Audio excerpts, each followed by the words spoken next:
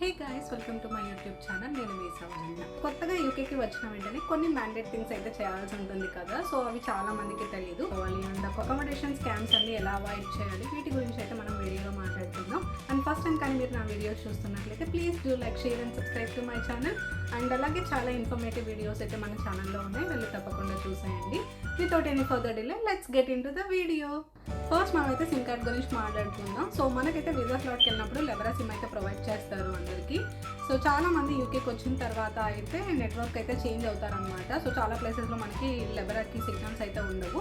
In case మీరు కానీ network change అవ్వాలి అనుకుంటే మీరున్న లొకేషన్లో మనకి మొబైల్ షాప్స్ ఉంటాయి కదా. సో ఆ ప్లేస్కి వెళ్ళి మీరైతే సిమ్ కార్డ్స్ అయితే తీసుకోవచ్చు అనమాట. సో లైక్ మనకి ఇక్కడైతే వొడాఫోన్, O2, EE, 3SIM ఇవన్నీ కూడా అయితే మనకి అవైలబుల్లో ఉంటాయి. సో మీరు ఏ నెట్వర్క్ అయితే ప్రిఫర్ చేయాలి అనుకుంటే మీరు అదైతే చూస్ చేసుకోవచ్చు. అండ్ మెయిన్ థింగ్ ఏంటి అంటే అకామిడేషన్. సో ఈ అకామిడేషన్ స్కామ్స్ గురించి ఆల్రెడీ నేను మీకైతే వీడియో చేసి పెట్టాను. నేనైతే లింక్ మీకు ప్రొవైడ్ చేస్తాను, వెళ్ళి తప్పకుండా వీడియో చూసేయండి. సో యూకేలో స్టూడెంట్ అకామిడేషన్ పేరు మీద అయితే మనకి చాలా స్కామ్స్ అయితే జరుగుతాయి. సో ఈ స్కామ్స్ అన్నింటి నుంచి బయటపడాలి అనుకుంటే మనకైతే ఒక అమేజింగ్ ప్లాట్ఫామ్ అయితే ఉంది. సో అదే అంబర్ స్టూడెంట్ ప్లాట్ఫామ్. మీరు కొత్తగా యూకేకి వచ్చిన వెంటనే సేఫ్ అకామిడేషన్లో ఉండాలి అనుకుంటే మీరు అంబర్ ప్లాట్ఫామ్ అయితే తప్పకుండా ప్రిఫర్ చేయొచ్చు. ఒకవేళ కానీ మీకు యూకేలో ఎవరు తెలియదు అని అంటే వచ్చిన వెంటనే మనకి టెంపరీగా అకామిడేషన్ అయితే కావాలి కదా. ఈ సిచ్యువేషన్లో మనకి అంబర్ ప్లాట్ఫామ్ అయితే చాలా యూస్ఫుల్ అవుతుంది. ఇక్కడ మనకి రెంట్ వచ్చేసి 35,000 to 40,000 అయితే మినిమం రెంట్ అయితే అవుతుంది. అండ్ దాని తర్వాత బిల్స్ అవి ఇవి అయితే చాలా ఉంటాయి. సో మీరు వచ్చిన వెంటనే ఇలాంటి స్ట్రెస్ అయితే తీసుకోకుండా మీరైతే అకామిడేషన్ ప్రిఫర్ చేయాలి అనుకుంటే సో అంబర్ ప్లాట్ఫామ్ అయితే తప్పకుండా ప్రిఫర్ చేయొచ్చు. అంబర్ ప్లాట్ఫామ్ అనేది స్పెషల్గా స్టూడెంట్స్ కోసం అయితే ఉందని చెప్పుకోవచ్చు అనమాట. సో ఇన్ కేస్ మీరు కానీ ఒకవేళ ప్రిఫర్ చేయాలి అకామిడేషన్ అనుకుంటే డిస్క్రిప్షన్లో నేనైతే లింక్ మీకు ప్రొవైడ్ చేస్తాను, వెళ్ళి తప్పకుండా అంబర్ ప్లాట్ఫామ్ని విజిట్ చేయండి. మీరు ఇంకొక మెయిన్ ఇంపార్టెంట్ థింగ్ ఏంటి అని అంటే మనకి local bank accounts. Local bank account అనేది చాలా ఇంపార్టెంట్ మనకి. ఎందుకంటే వన్స్ మనం జాబ్ జాయిన్ అయిన తర్వాత మనకి శాలరీ అకౌంట్ అయితే ఉండాలి కాబట్టి. అండ్ అలాగే వచ్చేసి మన దగ్గర ఎంత INR ఉన్నా సో కరెన్సీ కన్వర్షన్కి స్టార్టింగ్లో తీసుకున్నా మనకి బ్యాంక్ అకౌంట్ అయితే యూజ్ అవుతుంది కాబట్టి సో మీరు వచ్చిన వెంటనే మోన్జో లేకపోతే రివోల్ట్ అయితే తీసుకోవచ్చు అనమాట. సో ఇదైతే మనకి ఓన్లీ పాస్పోర్ట్ అప్లోడ్ చేసి అయితే మనం అప్లై చేసుకోవచ్చు. అండ్ ఇది మ్యాక్స్ ఒక 5 days కంతా అయితే మీకు కార్డ్ అయితే పంపిస్తారు. సో వన్స్ మీరు తీసుకోవచ్చు అనమాట. Like Lloyds bank, HSBC, Barclays.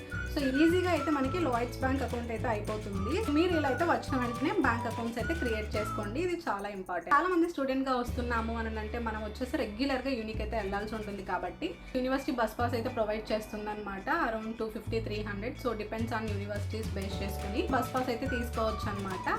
In case వచ్చిన వెంటనే వచ్చేసి 250-300 pounds అఫోర్డ్ చేయాలి అంటే కష్టం అవుతుంది అనుకుంటే వన్స్ మన యూనికి రీచ్ అయిన తర్వాత అయితే మనకి ఐడెంటిటీ కార్డ్ ఇస్తారు కాబట్టి సో మీరు ఎప్పుడైతే యూనికి కానీ లేకపోతే వచ్చేసి డే మొత్తం కూడా మీరు ఎక్కడికైనా బయటకి తిరిగే వర్క్ ఉంది అనుకుంటే సో ఆ రోజు వచ్చేసి మనం ఆ స్టూడెంట్ ID చూపించి డే రైడర్ అయితే తీసుకోవచ్చు అనమాట.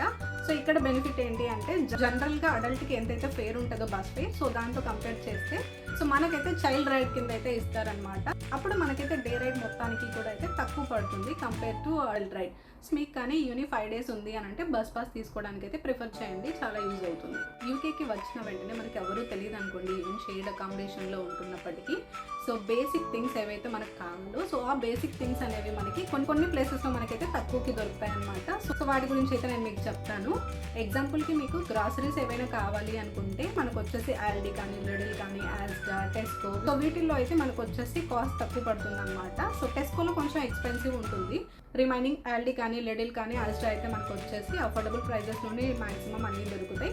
అండ్ ఎస్పెషల్గా కొన్ని గ్రాసరీస్ మనకి ఇండియన్ థింగ్స్ కావాల్సి ఉంటుంది కదా, మనకు వచ్చేసి ఇండియన్ స్టోర్స్ కూడా ఉంటాయి అనమాట.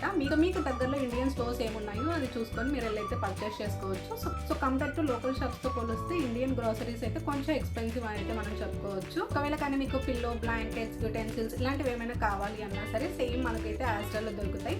అలాగే మనకి కొన్ని కావాల్సిన ఎమర్జెన్సీ థింగ్స్ ఏవైనా క్లోతింగ్ అన్ని అయితే మనకి ప్రైమార్క్ ఇలాంటి షాప్స్లో దొరుకుతాయి అనమాట అఫోర్డబుల్ ప్రైజెస్కి. సో ఫుడ్ కానీ లేకపోతే యుటెన్సిల్స్ ఇవంతా కూడా అయితే మనకి ఆస్డా, లిడిల్, టెస్కో వీటిల్లో అయితే మనకు దొరుకుతాయి. మెయిన్ ఇంపార్టెంట్ థింగ్ ఏంటి అంటే పార్ట్ టైం జాబ్స్కి వెళ్తున్నాము అని అంటే మనకి NI నెంబర్ అయితే కావాలి. So national insurance number. So మీరు యూకేకి వచ్చిన వెంటనే NI నెంబర్ అయితే అప్లై చేసుకోండి. అండ్ అలాగే వచ్చేసి మనకి ఏదైనా ఎమర్జెన్సీ అయినా లేకపోతే వచ్చేసి హెల్త్ ప్రాబ్లమ్స్ ఏమైనా వచ్చినా సరే సో మనకి NHS నెంబర్ కూడా అయితే ఉండాలన్నమాట. సో మీరు వచ్చేసి NIతో పాటు NHS కూడా అప్లై చేసుకోండి. ఈ థింగ్స్ అన్నీ కూడా మీరు వచ్చిన ఒక 15 to 20 days లోపు అయితే ఇవన్నీ కూడా మీరు అప్లై చేసి పెట్టుకోండి. ఎందుకంటే ఎప్పుడు ఏ ఎమర్జెన్సీ వస్తుందో తెలియదు కాబట్టి. సో ఇక్కడ హాస్పిటాలిటీ అయితే అంతగా బాగోదన్నమాట. ఇన్ కేస్ ఏదైనా ఎమర్జెన్సీ అయితే యూజ్ అవుతుంది కాబట్టి సో NHS కూడా మ్యాండేట్గా అయితే మీరు అప్లై చేసుకోండి. అండ్ వెరీ ఇంపార్టెంట్ థింగ్ ఏంటి అంటే యూకేలో ఎమర్జెన్సీ కాంటాక్ట్ నెంబర్ మనకైతే 999 అనమాట. సో లైక్ మనకి పోలీస్కి కానీ, ఫైర్కి కానీ, అంబులెన్స్కి కానీ, సో మనకి ఏదైనా ఎమర్జెన్సీలో ఉన్నాము అంటే 999కి అయితే కాల్ చేయాల్సి ఉంటుంది. అండ్ నాన్ ఎమర్జెన్సీ కేసెస్కి అయితే మనం 101 డయల్ చేయాలన్నమాట. మెడికల్ హెల్ప్కి అయితే మనం వచ్చేసి 111కి కాంటాక్ట్ అవ్వాల్సి ఉంటుంది. సో ఈ పాయింట్ అయితే చాలా important. And main important thing వచ్చేసి ఇవి నాకైతే స్టార్టింగ్లో వచ్చినప్పుడు తెలియలేదన్నమాట.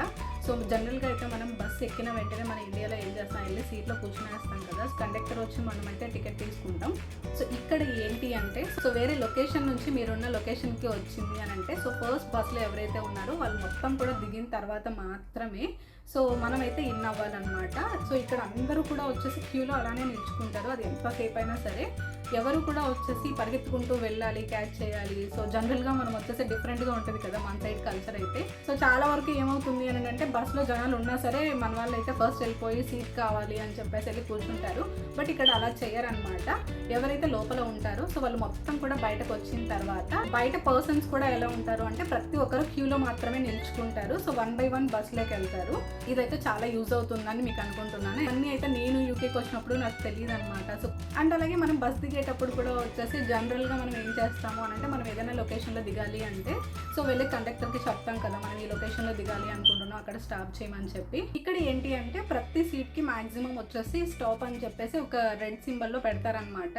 మీరు ఏదైతే స్టాప్లో దిగాలి అనుకుంటారో స్టాప్ రావడానికి ముందు మీరు స్టాప్ అనే బటన్ ప్రెస్ చేశారు అని అంటే సో డ్రైవర్ వచ్చేసి మనకి ఆటోమేటిక్గా బస్ అయితే స్టాప్ చేస్తారనమాట. సో ఇదైతే నాకు స్టార్టింగ్లో వచ్చినప్పుడు తెలియలేదు. అండ్ జనరల్గా ఇది మనకి ఐడియా ఉండదు కాబట్టి సో ఈ ఇన్ఫర్మేషన్ కూడా మీకు తప్పకుండా యూజ్ అవుతుంది అనుకుంటున్నాను. అలాగే వచ్చేసి మనం బస్ ఎక్కుతున్నప్పుడు వాళ్ళకి విష్ చేయాలన్నమాట. లైక్ గుడ్ మార్నింగ్ కానీ, హలో కానీ, హాయ్ కానీ, ఇలా ప్రతి ఒక్కరూ అయితే జనరల్గా సో బస్ డ్రైవర్ ఎవరైతే ఉంటారో వాళ్ళకి విష్ చేస్తారనమాట. అండ్ అలాగే వచ్చేసి బస్ దిగుతున్నప్పుడు కూడా మనం అయితే థ్యాంక్ యూ చెప్పి దిగాలి. సో ఇలా అయితే ఫాలో అవుతారు చాలా వరకు వీళ్ళు. సో మీకు ఇది యూస్ఫుల్ అవుతుందని నేను అనుకుంటున్నాను. ఎందుకంటే నాకు స్టార్టింగ్లో వచ్చేసి లైక్ క్యూలో నిల్చుకుంటారు. సో వీళ్ళు వచ్చేసి ఈవెన్ అది 1 hour అయినా లేకపోతే 2 hours అయినా సరే క్యూలో అలానే నిల్చుకుంటారు అనమాట. ఒకరిని ఒకరు పుష్ చేసుకోవడం కానీ ఇలా అసలే చేయరు. సో ఇవన్నీ కూడా స్టార్టింగ్లో తెలిసేది కాదు. సో నేను చాలా వీడియోస్ అయితే చూసాను యూకేకి వచ్చే ముందు, బట్ ఇలాంటి ఇన్ఫర్మేషన్ ఎక్కడ నేను చూడలేదన్నమాట. సో ఇవన్నీ మీకు యూస్ఫుల్ అవుతాయని అయితే నేను చెప్తున్నాను. ఎంత టైం అయినా సరే క్యూలో నిల్చుకుంటారు. ప్లస్ వచ్చేసి బస్ ఎక్కుతున్నప్పుడు డ్రైవర్కి రెస్పెక్ట్ చేసి విష్ చేస్తారనమాట. అండ్ అలాగే బస్ దిగుతున్నప్పుడు కూడా థ్యాంక్ యూ చెప్పి దిగుతారు. సో అదంతా కూడా బాగా నచ్చింది. అన్నీ మీకు యూస్ఫుల్ అవుతాయని అయితే నేను వీడియోలో షేర్ చేస్తున్నాను. ఎందుకంటే కొంతమంది ఎక్కడొక చోట అయితే ఎంత కైండ్ పర్సన్స్ ఉన్నా ఎక్కడో ఒక చోట రూట్ పర్సన్స్ ఉంటారు కదా. సో మనకి రూల్స్ తెలియక పాట్న రూట్ డ్రైవర్ ఉన్న బస్సులో ఎక్కామనుకోండి మంది తిడతారు. సో దానివల్ల అయితే నేను మీకు ఇన్ఫర్మేషన్ అయితే యూజ్ అవుతుందని నేను మీకు షేర్ చేస్తున్నాను.